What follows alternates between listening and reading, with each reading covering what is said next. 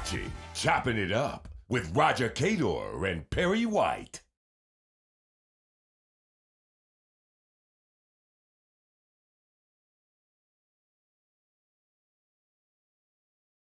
All right, we're live and in full effect on this Monday morning. It is Chopping It Up with Coach Roger Cador. I'm Perry White. He's the man, the myth, the legend himself, Roger Cador. We hear playback. This Monday morning, it is Chopping It Up with Coach Still Roger hear playback. I'm Perry White. He's the man, the myth, the legend himself. I hear Roger myself. Cador. We hear playback. Yeah. Still hear playback. Yeah, I hear myself. There we go. Oh, there we go. That's what it was. All right, there we go. My man Garrett Edgerson on the board. He gonna make sure we get it right. Good morning, fellas. What's going on? What's going on? What's going on? The Hall of Famer, Garrett Big G. He's going into the Hall of Fame. He should, man. You know, we was in here talking about Hall of Fame and being Hall of Fame worthy. Coach, you know, when you talk about Hall of Fame, how many people have you met in life that have been inducted into Hall of Fames? A whole lot. A whole lot?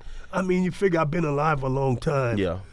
And I've been fortunate that I played basketball and baseball. And I was telling a friend of mine the other day, I've been a lot of places in this world. Mm-hmm. And I met a lot of people from a lot of different culture. And so when you meet the amount of people I've met, there's a tendency you're going to meet people who have done things better than a person who's just been in a certain section of the world. You got me? So I would say I've met a whole lot of people who are Hall of Famers, and not just baseball, basketball, but, you know, football, soccer, golf. I mean, just on and on and on. Music, you know, and writers, you know, entertainers. Let me ask you this. When you talk about Hall of Fame, what is Hall of Fame worthy for a guy who is a Hall of Famer? For you to get your name, because, you know, they talked about it in the NFL as of lately. It's like they're starting to, when you see Hall of Famers, it's like, was this guy really, truly a Hall of Famer? Was he really good? You know, to be a Hall of Famer, do you have to be a game changer? Does the game really have to go back and look at who you were playing it, who you were coaching it, who you were in terms of what mattered? For you, what does it take to truly be a Hall of Famer? Getting into the Hall of Fame these days is a lot easier than it used to be. It used to be very difficult to get into a Hall of Fame because people had certain things in place where most people could never obtain and reach those goals, so they didn't get in. But they were knocking on the door Hall of Famers. Now today it's a lot easier because of the way society looks at things. You can finish fifth in the league and you're going to get a trophy. Yeah. So that's the way it is. So it's a lot easier to get in. But it's a person who have obtained a certain level of achievement, accomplishment in the particular area or discipline that they're in, and that they're recognized by a lot of people as being very good. So if you fit in that category, then I think Hall of Fame is something that you can look at being in. Do you ever heard the term GOAT? Yeah, but I've never understood what the real meaning of it. I've seen they're giving the name GOAT to a lot of really good players. So GOAT, greatest of all time. Okay, now I never knew that. I really didn't. So you've seen the word being freely given out, because I think people, when you say use the term greatest of all time, that is powerful. That's huge. Really powerful. And there ain't, you know, because generational greatness, there have been. Listen, I tell people all the time, there have been some great African-American athletes and writers and everything else who were really great that nobody never give them anything. They were greater, but because of the time and the way society was, they got bypassed, overlooked, discarded, thrown to the side. For you, and I'm going to go down a list of guys, or not even guys, just sports. And you talk about generation. Of course, you know, you always get this generation of the greatest of all time in basketball, in football. For you, who was the greatest basketball player for you? Well, you. Know, Oscar Robertson really was a great basketball player, and in his time, and he was pit with George Gervin, Kareem Abdul-Jabbar, Julius Erving. Those guys were really, and Larry Bird came after them, but Bill Russell, Wilt Chamberlain, great, just. You gotta give me a name. Give me who like you saw that one guy, and like I said, it don't have to be their stats or anything, but it's just like when you saw him, like, bruh, that's just greatness. Wilt Chamberlain? Yeah. That's the greatest. Plus, he was with 20,000 women. That's Hall of Fame material. It really is. That made him Hall of Fame. He's the GOAT. He really is the GOAT. Of all the people who deserve the name GOAT, Wilt deserved it. That's Wilt Chamberlain. He was the man? Well, according to his biography, he slept with 20,000 women. That's a lot of women. Somebody's mom, grandma, aunt, somebody out there at some point encountered Wilt Chamberlain, huh? Wilt was, I saw him on, I think it was Roy Firestone, and he was trying to explain the 20,000, how he got to that number. That's a lot of, I mean, I think I would have been lost count a long time ago. Well, he tried to put them in categories. By states or something? He said, there are some women that slept with multiple times. Okay. So, it added up into the 20,000. Man, that is. Oh, Wilt, that was. Wilt was a man for the people. Wilt was loved. Yeah. He was hated in Boston, but loved. I mean, here was a guy was one in the truly great big athletes. He was at Kansas. He participated in track and field, could really run. And, my father-in-law grew up with Wilt over there in Philly. Okay. They grew up together and had his brother played basketball on the high school team with Wilt, where they did some phenomenal things. So you'll go with Wilt with basketball. Wilt, yeah. Let's jump to baseball. For you, and it don't matter who it is. It could have been from the Negro League. It could have been from, well, you wasn't quite around. I always keep putting you back that far. I'm sorry. It could be from anywhere, but for you, the greatest baseball player for you. Well, I knew Hank Aaron personally. But that was a guy, who didn't get his due. Willie Mays, if he had never gone to Candlestick Park, and played any other park, he would have hit 800 home runs. Willie Mays, because of Candlestick Park, it was so cold, the wind was always blowing in from left field. And Willie Mays had to change his swing to hit the ball to right center field. And he still hit, 650 home runs? I think. Maybe Gary can look it up. And then the things he did defensively and on the base pad, and the charisma that he had a lot of package that Hank didn't have in terms of those things. And Roberto Clemente, I don't know Cool Papa Bell, Josh Gibson, or Satchel Paige. I don't know anything about them. But, we've got pictures here. Cool Papa Bell, Buck, Leon Day, Oscar Charleston, Buck Leonard, Monty Irvin, Ray Derringer, and Judy Johnson. So we've got a lot of good black players from the Negro League that we got in there. I saw a funny picture on social media yesterday, actually. It was Dusty Baker along the foul line and outfield was throwing the ball back infield, but the along the wall was a guy with no shirt leaned over. I guess he was throwing up on the field, and another guy was running down the sideline with no shirt. And it was just like, what an awkward moment. Dusty Baker making a play while a guy's throwing up over the wall and another guy is running down the line with no shirt on. I should have screenshot and took a picture and sent it to you, but it was a really just weird picture. You should have.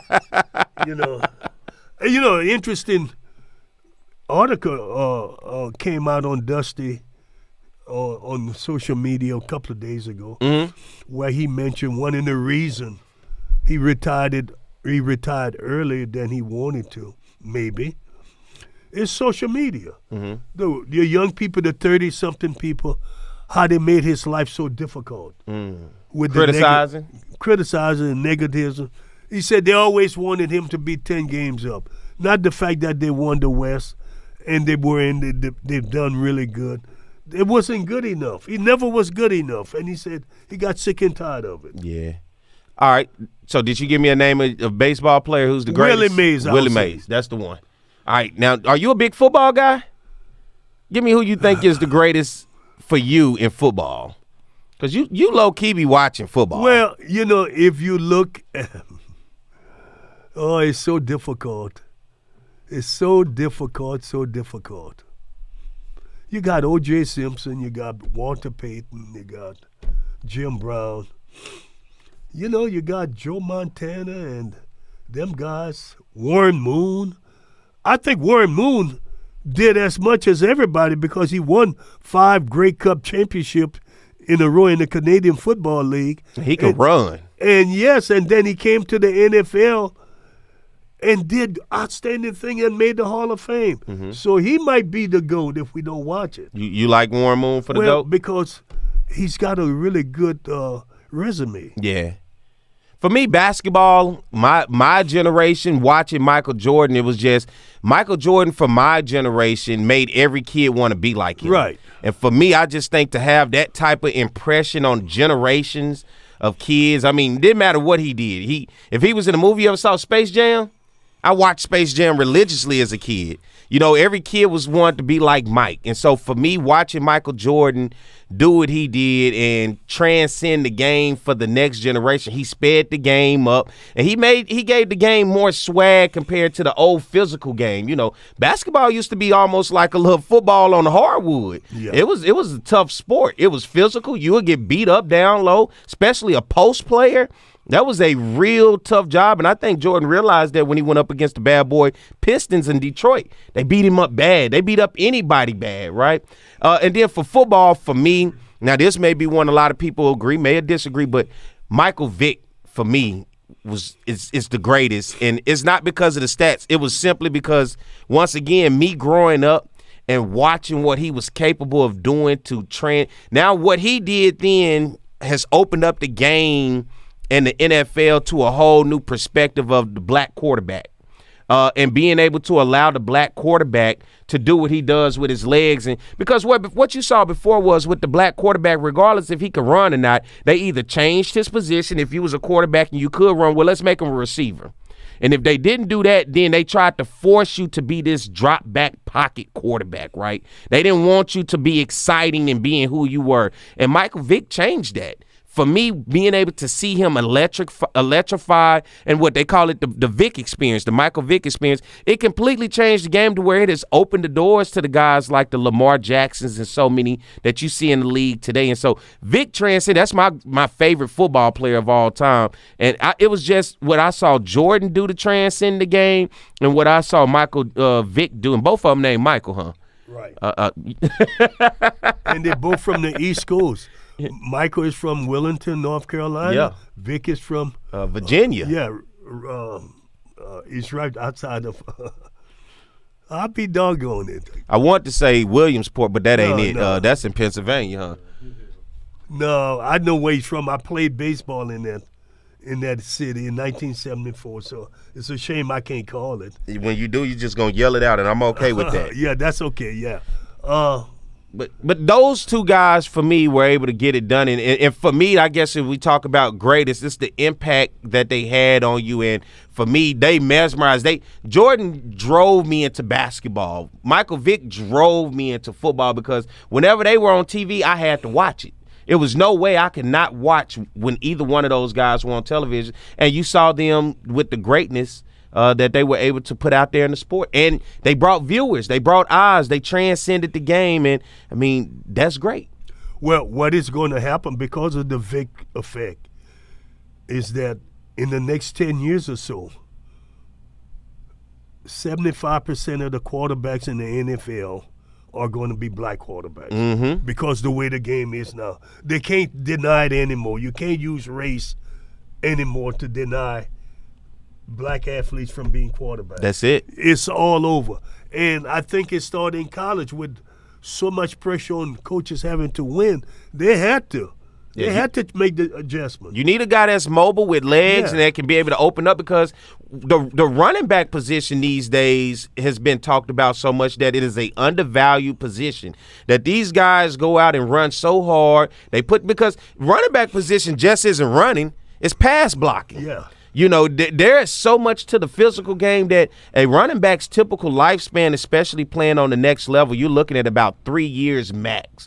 But these guys typically on the back end get evaluated to get that big money after they've kind of wasted up their prime. And so then on the back end, the money isn't quite there like you would say a receiver or the quarterbacks or the linemen, where as the years get going, quarterbacks typically get better because you kind of hold them up as they're rookies. Receivers get better because they start to grow in terms of their roles. But running backs, when you come in, you got a plethora of things on your plate and taking the pounding that you have to on, because the game is a lot faster these days. You're no longer running away from linebackers who run a 4.8, 4.9, 5 flat. These guys are running 4.4s. And they come in powerful. They these hybrid linebackers. The old linemen, have you seen these? I mean, these D linemen these days, these D ends, they're nasty. You 270, 260, 6 whatever, and you can, it's faster than me. Why would you have to say they're nasty? Why can't you say they're graceful and athletic? Ain't nothing graceful about being a DN coming off that corner. It's nasty. You better be ready, or you'll be on the ground, or hey, it's nasty. It is football. I think you want to use the word nasty. You don't like nasty? I'd rather being an athletic tight end, someone that can do things that normal people his size normally can't do. Why can't we just say that? You know who else was nasty? Wilt Chamberlain. That was who was nasty. 20,000. All right, let's get ready to take a break. We'll come back and continue the conversation. Stay tuned. We'll be back. More Chopping It Up with Coach Roger Cador. All right?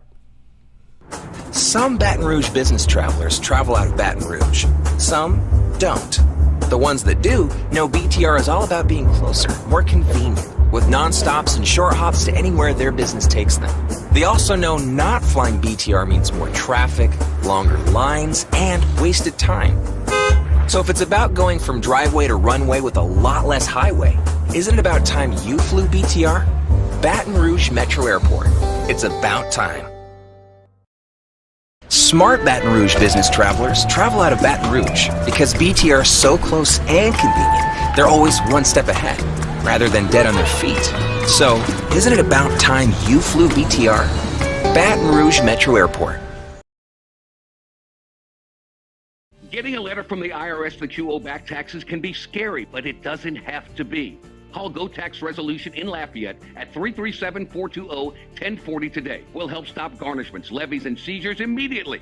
With over 35 years of dealing directly with the IRS, our team of local professionals will help you pay the least amount possible. So if you owe back taxes to the IRS, you need help. Call the tax professionals at Go Tax Resolution in Lafayette at 337-420-1040. Your go-to tax relief. BRAC implemented the Imagine Your Park strategic plan nearly 20 years ago. The results transformed the park system in East Baton Rouge Parish.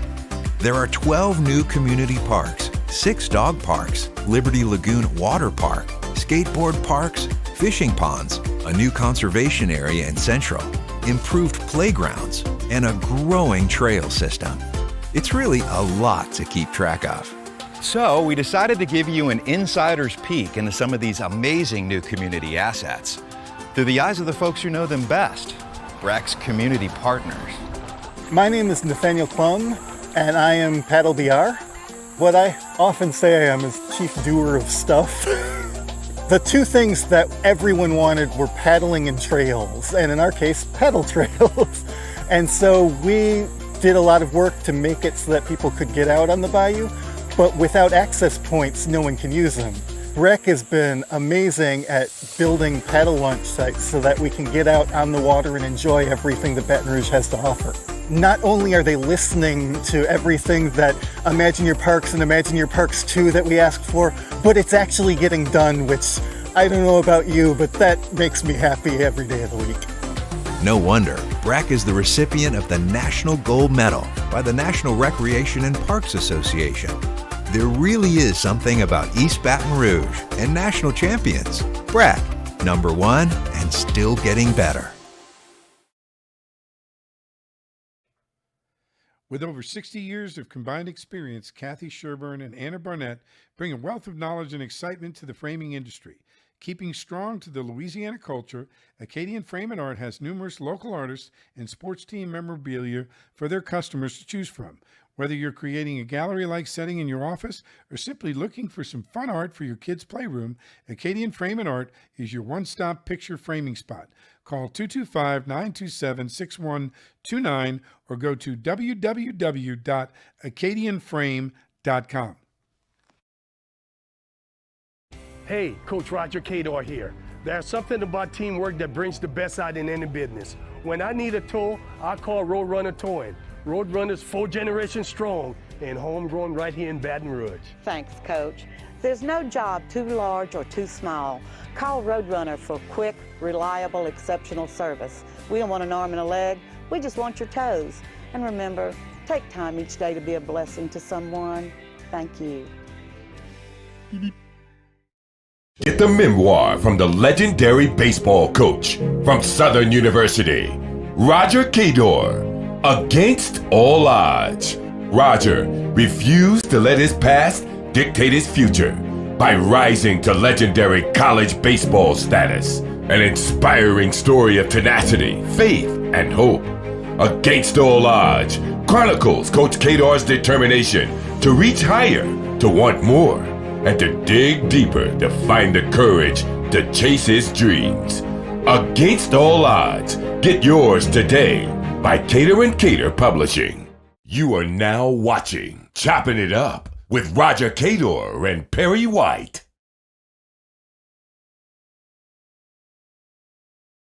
All right, we're back with more to Chopping Up with Coach Roger Cador. I'm Perry White. He's Roger Cador, and my man on the board, Garrett Anderson. We got it rocking and rolling this morning. Great conversation as we're talking about Hall of Famers. Tell us in the comment section who's your greatest players of all time, especially when you talk about basketball, baseball, as well as football. You know, going down that list of guys and gals. You know, you like track? You ever been to track? I forgot to mention track. Yes, Yeah. I do. What do you think about track?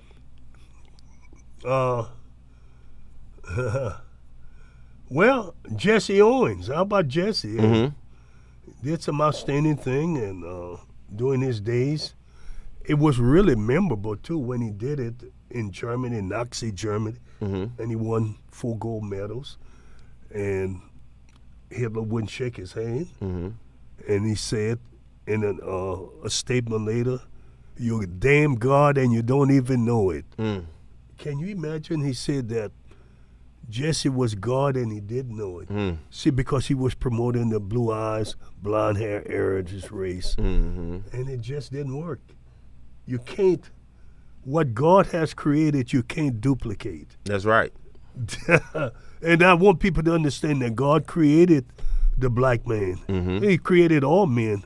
But, you know. I know what you're saying. Preach, brother. Yeah, you can't duplicate that by, you know.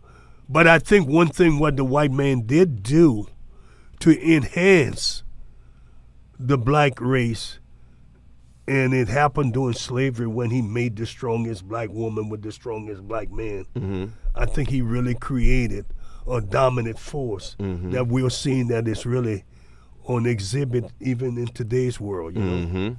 He wasn't thinking about down the line, was he? Well, he was only thinking about now. Mm-hmm. And, you know, hundreds of years later, look what you've created.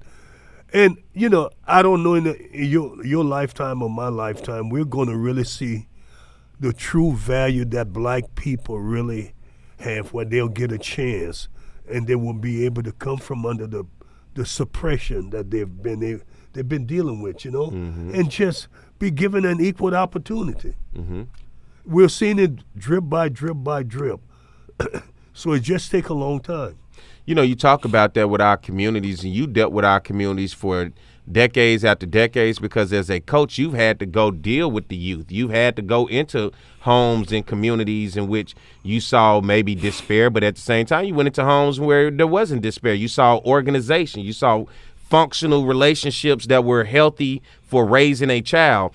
But when you look at the youth, and you've been able to see the youth change after decade and so many decades, how has the youth for you changed from when you first got into coaching, and not even coaching, from when you were youth compared to the youth that you see now and then in that middle part of going to school, coaching, and then seeing the next generation come up, the next generation coming up? How has that changed for you as through your eyes?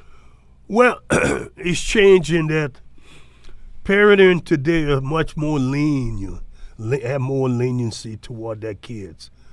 And as a consequence of that, discipline is lacking. Mm-hmm. And this is in certain situations, because there are some parents who have really good discipline and they have a good value system for their kid. When I was growing up, the black mother played such a key role in where the father went and worked. And the mother ran the house. She ran the discipline. Mm-hmm. You got me? Was she mean? Was they typically mean? Well, I'm not going to, again, you're using term mean. Yeah. Mean well, is, when I mean discipline, structure, yeah, not mean, yeah, but discipline. And well, you know, when you're a kid, you look at it like, dang, they being mean. You don't understand. Well, you were saying that. Yeah. I didn't understand. I thought it was mean when I was young. Yeah. But I'm not going to let you use mean, because we have people listening. And we want to use that they were being forceful, stern, and trying to enforce rules and regulation. And that way you have to get through to kids. And so, you know, black women played a key role there. If a kid didn't listen, when the father came home, she told him, and then he took over the discipline. So that was the teamwork. Nowadays, I see too much fighting among parents where maybe the father wants to discipline, the mother doesn't want the kid to be disciplined.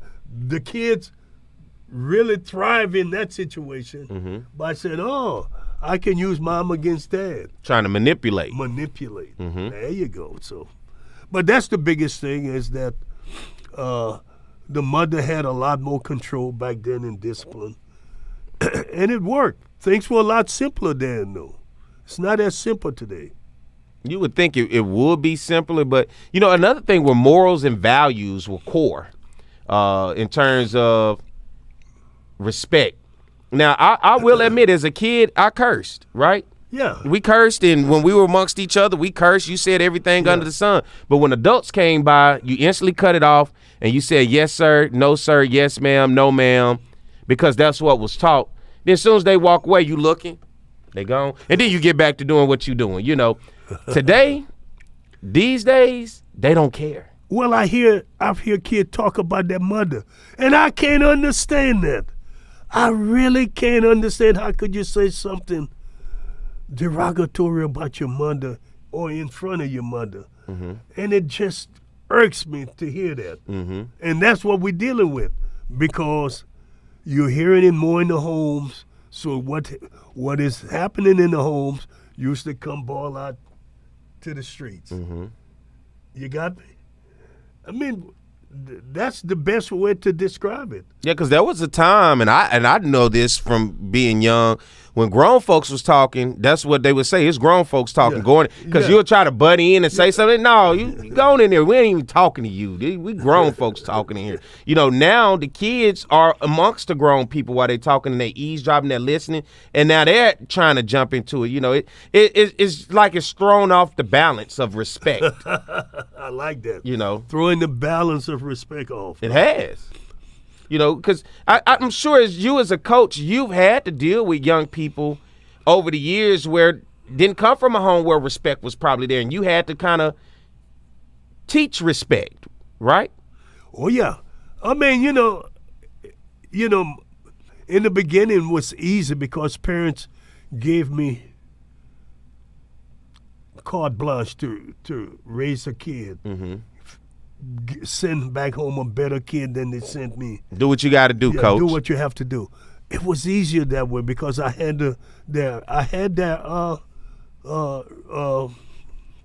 word I want to say I had that okay. You had that blessing to do it, And it worked out quite well. It really did, because, it was not a mean situation. We had a lot of fun. And there was very few discipline. Mm-hmm. We talked things through because it worked.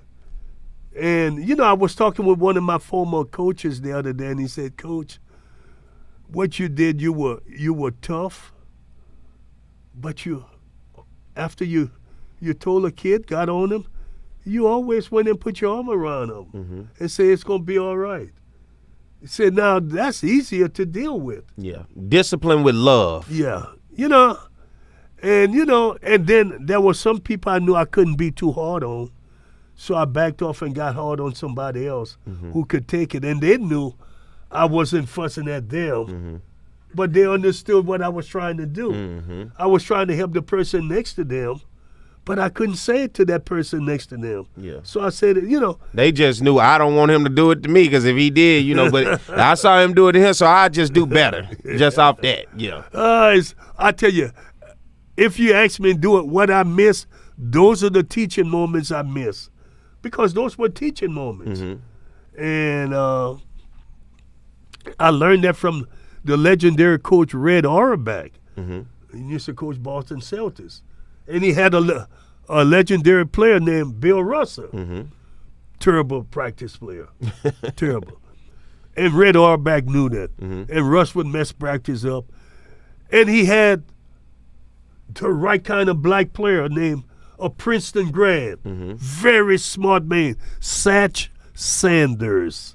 You never heard of Satch Sanders? Never heard of Satch Sanders. He was a Princeton grad with the Boston Celtics. Really intelligent man. And Red knew he couldn't fuss at Russ.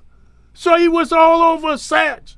He was on Satch and Satch and Satch. And Satch is taking it, and Red is moving to Russ and tap him on the butt, say, come on, Russ, let's hustle. Never could fuss at Russ. So he fussed at Satch. The moral of that story that a lot of people miss, when Russ retired as the player coach, who did Red Auerbach give the job to? Satch Sanders.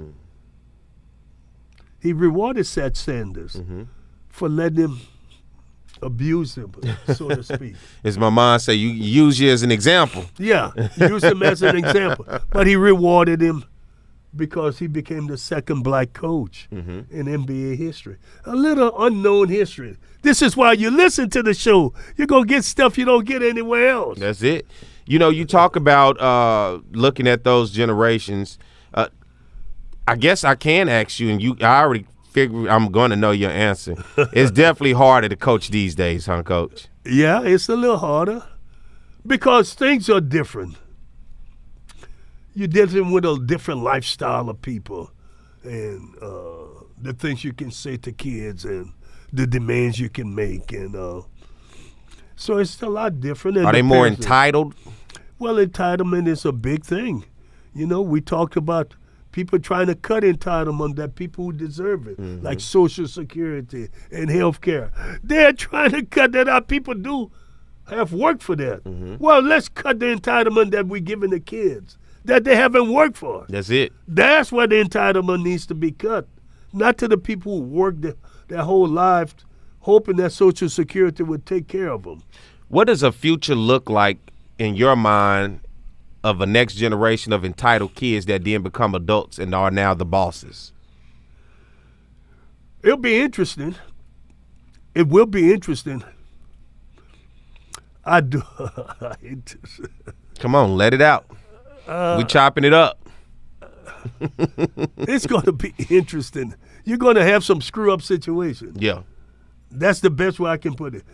The way I see things going, people who are trying to destroy this country on a whim, and you don't have to take a whole bunch of people. We've got some people who think far right or far left that are dangerous, and they don't care. They got a handful of their friends that they will benefit, and the rest let them suffer. The other thing that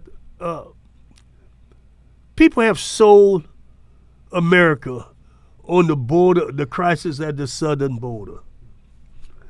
they've sold America on that it's a big problem. You know what they have not, nobody has mentioned? More illegal people come from the northern part of the United States through Canada, come through the United States because there's no way you can stop them. More illegal people come through there than the southern border. And nobody ever mentions it. It's wide open up there. And they coming. And they laughing. Say, them dummies trying to keep them poor people coming through the southern border.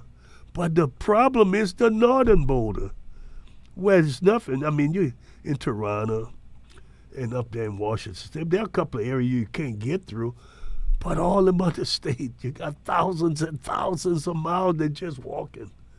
You drive right through, there's nobody stopping you. So that's the kind of stuff we fighting to hurt the little people, but we're not fighting to hurt the people. We should be trying to help them rather than hurt. I don't like hurting anyone because there's no benefit in hurting people. With a generation that has a sense of entitlement that grows older, does that then, do you think, creates poor customer service at some point? Because people would then not feel so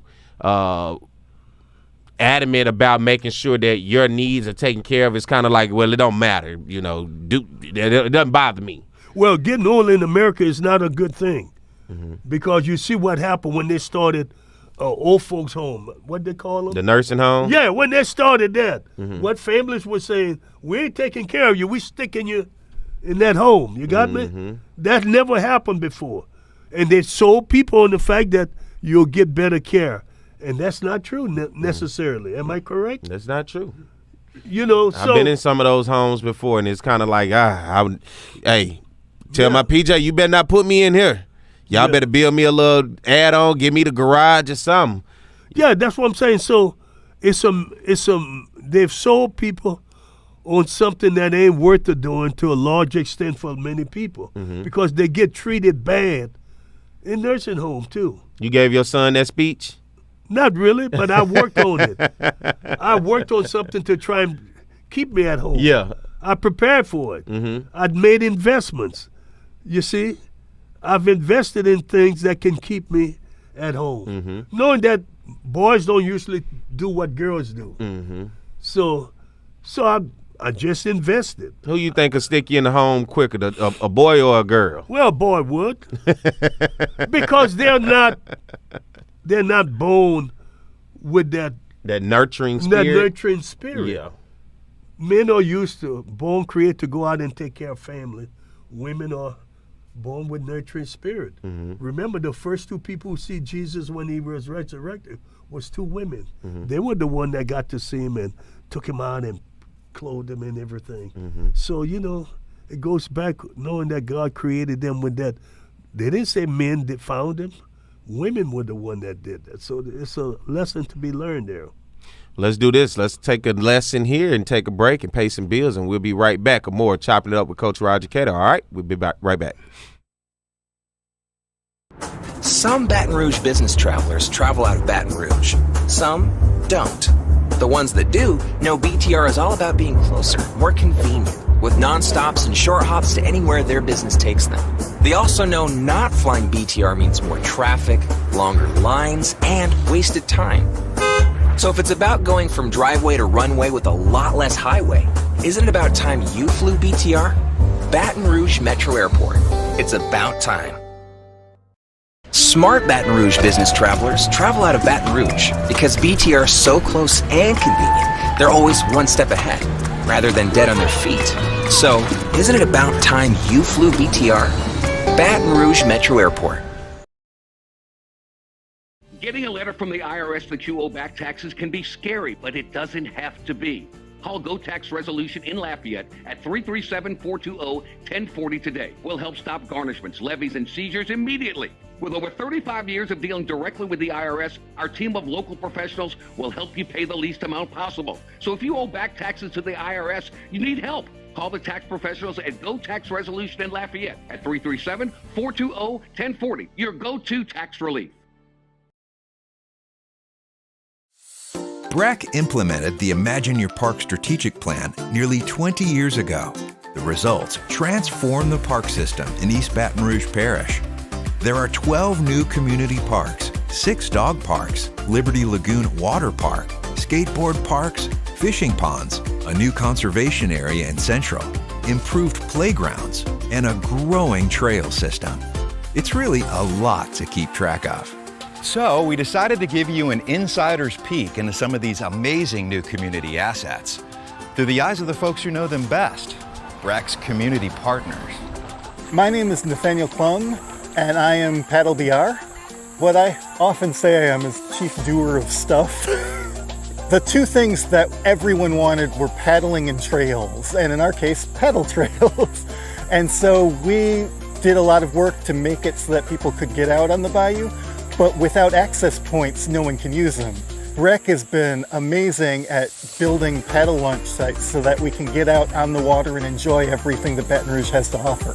Not only are they listening to everything that Imagine Your Parks and Imagine Your Parks 2 that we asked for, but it's actually getting done, which I don't know about you, but that makes me happy every day of the week. No wonder Breck is the recipient of the National Gold Medal by the National Recreation and Parks Association. There really is something about East Baton Rouge and national champions. Breck, #1 and still getting better. Hey, Coach Roger Cador here. There's something about teamwork that brings the best out in any business. When I need a tow, I call Roadrunner Towing. Roadrunner's 4 generations strong and homegrown right here in Baton Rouge. Thanks, Coach. There's no job too large or too small. Call Roadrunner for quick, reliable, exceptional service. We don't want an arm and a leg, we just want your toes. And remember, take time each day to be a blessing to someone. Thank you.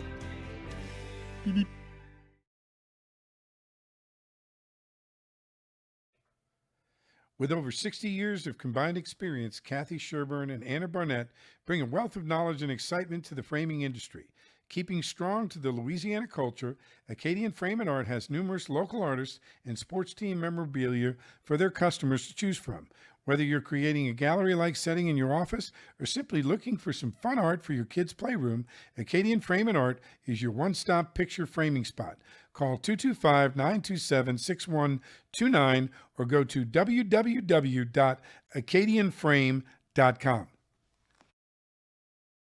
Get the memoir from the legendary baseball coach from Southern University, Roger Cador, Against All Odds. Roger refused to let his past dictate his future by rising to legendary college baseball status. An inspiring story of tenacity, faith, and hope.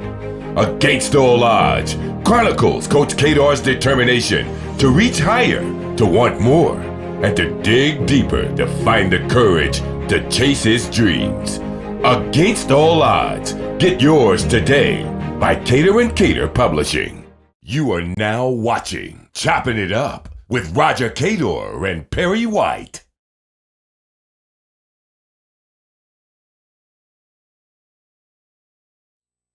All right, we're back. It's more of Chopping It Up with Coach Roger Cador. I'm Perry White. He's Roger Cador. My man Garrett Edgerson on the board. And we want to say a shout out to Coca-Cola because they got these great, wonderful products up here. Of course, the old school way, drinking a good Coca-Cola there. Y'all see that? Can't start the day. I know a lot of people can't start their Mondays without this right here, Coach, getting the week started. And a lot of people probably can't start their Mondays without this right here, that Monster Energy drink. They need that to keep it going, to get a little energy. For me, I need this Powerade, especially on a Sunday after one heck of a football game and tailgating. I need that Powerade. And you say you like this right here, this Body Armor a little bit, honey. That Body Armor pretty good? Yes, sir. That dragon fruit berry. So I want to thank our sponsors over at Coca-Cola for these wonderful products. I know you guys like whatever you like, whether it's a Powerade, a Body Armor, or simple Monster Energy drink, or the old school just simple Coca-Cola. Man, I know some folks addicted to that Coca-Cola. Can't start the day off without Coca-Cola. Want to shout out Jeremy Kaysen, saying knowledge at its finest, Coach, talking about you being able to express the generational differences and where we come from compared to where we're going and all of those areas. Yeah, Jeremy is a family member. Oh, you know him? Yeah. Okay. Jeremy is my son. Well, I saw the last name, so I mean the case. Yeah. That's his middle name? I raised Jeremy. Okay. So, yeah. Okay. Yeah. Okay. I see what you're saying now. Yeah. All right, I got you. I'm like, wait now, hold on now. No, he's a stepson. Okay. Yeah, I raised him. Well, you look overall, man, where we're headed. What you got going on this week? We got a big issue in New Road going on Saturday. They're doing some stuff with legends in Punkapi Parish. There are a lot of Punkapi Parish that produce a lot of tremendous people. I found out a couple of weeks ago, the grandparent of Mahalia Jackson grew up in Punkapi Parish before they moved to New Orleans, G. They grew up in Punkapi Parish. So, that's really, we had Ernest Gain, the great author, writer, come from there. And, they have some other people come from there. Roger Cador. Oh, really? Mm-hmm. Oh, You heard of him? Never. Hall of Famer. Really? Can't believe he got in before me. I should have. You better than me, man, in the broadcasting world. You're a Hall of Famer. At least we got someone, we've got a witness. You got Garrett to have witnessed this one this time, huh? Yeah. We got a witness. So it sounds like New Rose is trying to do a great thing in trying to honor and show respect to people that come from the area. I think it's a good thing, especially for young people, that they can see. Because if people can see something, then it's a lot easier for them to say, I want to be like that person or better than that person. Then if you don't think anybody came from that area, it's a little more difficult to make it. But there is something about when people see something. I'm going to give you a story. Before Bannister broke the sub 4-minute mile, it had never been done in all the time they've been running it. Dr. Bannister. Well, on a wet, cold May day in London, he broke the sub 4-minute miles for the first time. Well, 7 people the next week broke it, went and did under 4 minutes. Why? The psychological barrier had been broken, so it was easier for them to do it.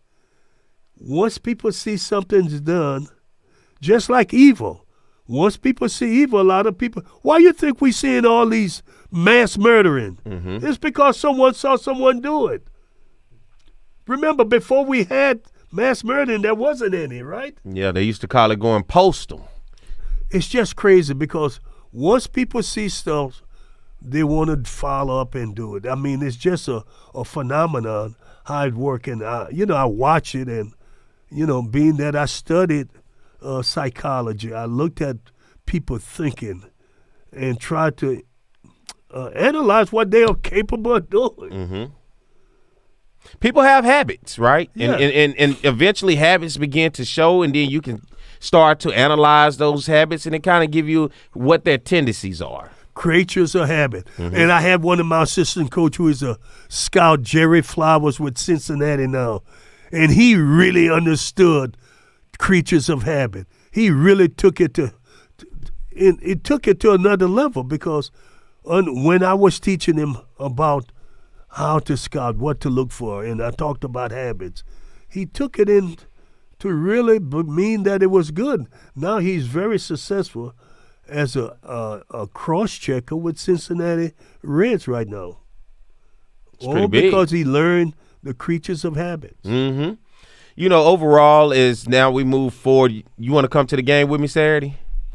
Who is playing? Southern and Prairie View. Oh. Yeah, I won't be there. What time the game starts? Well, the game is at what, 4, 2? Oh, what time you got to be at? What time? 6, 5. They tell come at 5, but we'll be right there at the bridge. You just hit the bridge. I'm not coming to the game. No.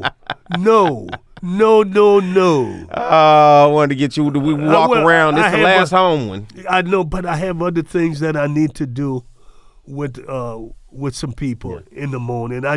My day stretched out pretty good. You know, you should be at the 50th annual Bayou Classic this year, though. It's the 50th? I went to the very first one. Tell me about it. In the 74. I went to the first one in old Tulane Stadium. How was that? Ooh, I've great. seen the pictures of old Tulane Stadium. What was that place really like? It was really great. The sellout crowd, Doug Williams. Oh, it was really nice. Yeah, this 50 years, Coach, you got to be in attendance. Great networking opportunity. You know, I know you can't turn that down. Who is network with who? People like you? Other people out there. Some Hall of Famers may be there. You know, the people like you. That's something we need to talk about. Yeah. Let's talk about it. Yeah, it's going to be a great event, with especially 50. I think regardless of what the teams are looking like going, it's just the idea of the 50th. Like, that is huge when you talk about the annual game. I've been around. I was there for the 40th. And then I'm here for the 50th. I may not be around for the 100th, right? So I got to be able to enjoy the 50th now. I'll probably be in my 80s by the time the 100th come. Yeah, I'll pretty up there. Yeah, I'll be probably not trying to go to no football game, you know. But, yeah, it should be a pretty good one. So we got to make sure it's Thanksgiving weekend. I know. Yeah. Yeah, I know you know. We do a lot of stuff for Thanksgiving weekend with District Attorney Hillamore. We cook turkeys and all of that on Thanksgiving Day, so we've been doing that for a few years. Tell Hillamore, come on down. It's 50 years, Hillamore. You come on down too. We'll go in that thing together. I won't be able to keep up with you. I've spent a lot of great moments at the Bayou Classic. Had some great times, you know. So it's been a good time. Yeah, and it should be a big one this year. Southern and Grambling in the Bayou Classic. 50 years of the Bayou Classic. And a lot of people think because it's the 50th Bayou Classic that Southern and Grambling have played for 50 years. No, they have played far beyond 50 years, but having that classic down in New Orleans between those two schools has been tremendous for the city of New Orleans. It has been tremendous for both institutions. When you talk about the national broadcast that comes along with it, and it's tough to be black and American and say, I never heard of the Black Bayou Classic at some point. Go ahead. It could be if you're under a rock, you might have. I mean, yeah. There's some folks under a rock, right? Yeah. They live right there in Lorman, Mississippi. Right oh, my goodness. Oh, hey, we pulling for Coach Juliet to pull it out and win the next two games and get the people off his back. How much would you like to speak to the team? Would you like to speak to the team? Do you think you could say something to the team? I probably could. You know, I've never spoken to a football team. Really? Never to spoken? To my knowledge, I haven't. But I've spoken to a lot of other people. I'm going to mention it to him. I say, man, I think a good speech from Roger Cador would be good for the team and for you as well, because you are a guy that understood adversity. He's dealing with a lot of adversity right now. Oh, yeah. He's dealing with haters. You know, a lot of people are hating on him. And, yeah. You know, and I know what he's going through. Mm-hmm. And he doesn't deserve it, but I know when people pay you. When he took that job, you knew there were going to be some issues coming with that job. Hey, you got to almost be flawless if you're going to be the coach at Southern. You got to be hitting it. And I think people can take a loss. It's just it's the way you lose sometimes that people can't take. The way you lose it. Yeah. And, you know, I think you got to, at the same point, you got to educate people on the way through the thing. Yeah. You got to educate them. And I've been saying it to people for a long time. Educate people. Don't try to fight them when your thing is, if you educate them, let them know there's going to be some bumps in the road. We're going to be okay. This is what we're trying to do. We're trying to get to this year. I think you have to educate them. That seemed to be the issue, Coach. Yeah. Oh, no, it is the issue. Yeah. Because they were thinking he was just going to come in and win. It doesn't happen that way. It really just doesn't happen that way. So, because he didn't have a platform where there were so many great players sitting waiting for him, he's just got to build. See, at the same time, he's building his team. He could build his coaching staff better. Now he know where he needs to make some changes. Mm-hmm. I just think that, you know, let people know they have a right to be upset. Yeah. But we need you to stay with us. See, you got to massage them at the same time. Mm-hmm. You pretty good at this. Sound like you've coached before. You done that before? You've coached before? I coached that Southern a long time. A long time. I understood them. I understood my people. I think you belong in the Hall of Fame. That's it. Yeah. That's it. Really? Yeah. Before you? Yeah, before everybody in this room. Oh, my. Before anybody even on this block. I mean, come on, coach. God, dog, not just this room.